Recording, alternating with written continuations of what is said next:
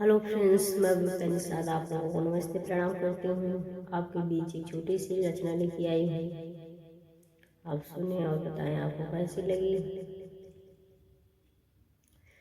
नैहर में होई ना गुजारा, बलमा ससुरे में मंगाला।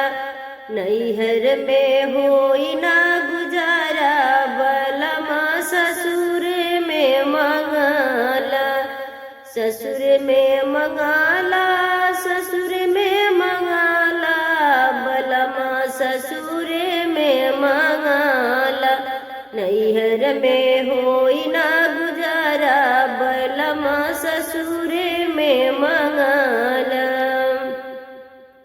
एक त बलमा तुहर याद बड़ाया वे, एक त बलमा तुहर याद बहुत आवे।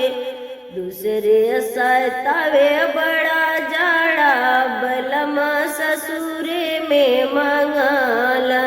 दूसरे सतावे बड़ा जाड़ा, बलमा ससुरे में मंगाला। ससुर में मंगाला, ससुर में मंगाला, बलमा ससुर में मंगाला। नैहर में होई ना गुजारा, बलमा ससुर में मंगाला। नैहर में होई ना गुजारा, बलमा ससुर में मंगाला। जाड़ा से सैया हमें के बचाला, जाड़ा में सैया हमके बचाला। ओढ़ाई के तुहे दुई साला, बलमा ससुरे में मंगाला। ओढ़ाई के दुई साला, बलमा ससुरे में मंगाला। नैहर में होई ना गुजारा, बलमा ससुरे में मंगाला। नैहर में होई ना गुजारा, बलमा ससुरे में मंगाला। ससुर में मंगाला, ससुर में मंगाला, बलमा ससुरे में मंगाला।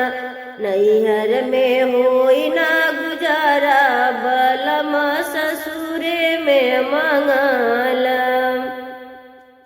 जाड़ा में सैया खाना ना सुहाला, जाड़ में सैया खाना ना सुहाला। खाना ना सुहाला हो, खाना ना सुहाला।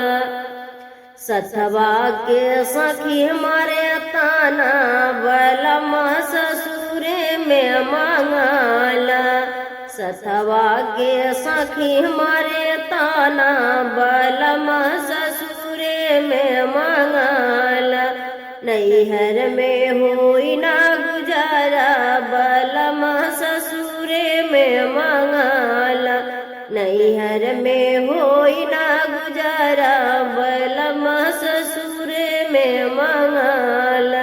ससुर में मंगाला, ससुर में मंगाला। जाड़ा से हमके बचाला, बलमा ससुरे में मंगाला।